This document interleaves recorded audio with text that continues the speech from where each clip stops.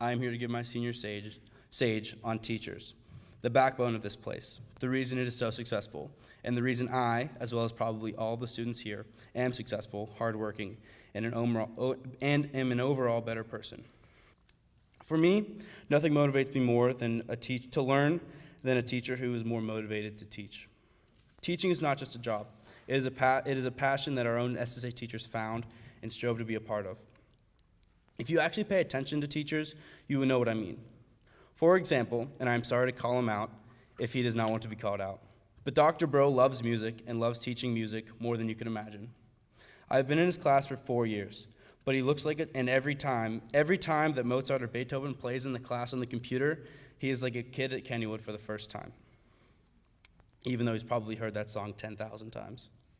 Music is his passion, and teaching music is his way to live out his passion, and there cannot be a better man at what he does. Another example of a lesson that he connects in the class is what he connects to life, is when he tells us that the dots on the page which tell us what to sing is not the music. It is what we do with the dots, and that is what is between the dots that makes the music. And that, in essence, is truly my point. Before you underclassmen leave SSA, reach out to a teacher. Learn about their life outside of the classroom, not in a creepy way. Mr. Smith's life story, though I did not know all of it, is awesome. I seriously can't wait for him to write a book. He found something in his life, teaching and philosophy, and he changed his lifestyle 180 degrees to allow himself to shine the light that he found onto the next generation of people, that is, his students. If you're curious about his full story, you're going to have to wait until that book comes out. You can ask Miss Whitney anything. She has a lesson in anything she teaches or any story she tells. If you have a free period, go talk to her and ask her about math or sports or anything. Her passion for teaching, like Dee Brill, is also unprecedented. She cares more about her BC class getting 5s on their AP test than we did at the start of the year. But I think we may have passed her, and that was what her purpose was, to encourage us to care about that we can do it.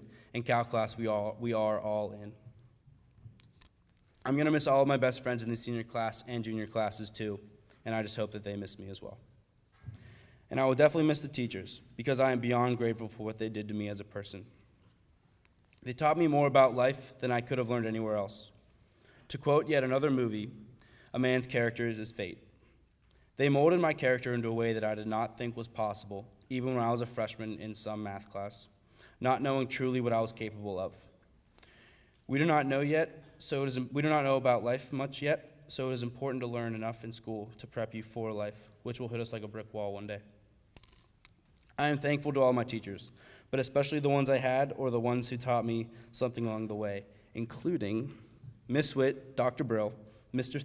Smith, Mr. S., Miss Surdy, Miss Hallgren, Mr. Rossi, Mr. Coyne, Miss Garvey, Mr. Weiss, Mr. Miller, Miss McDonald, Dr. Ashworth, wherever he is, Mr. Felder, also wherever he is, Miss Ament, who is the nicest woman I've ever met, Frau Burgard, Mr. Cronin, Mr. Hendershot, Miss HB, Mr. Logue, Mr. Gable, Mr. Deal, Mr. Colt, Mr. Annette, Mr. Poole, Mrs. Skinner, and Mrs. Messinger, and the list goes on, and if I forgot you, I'm sorry.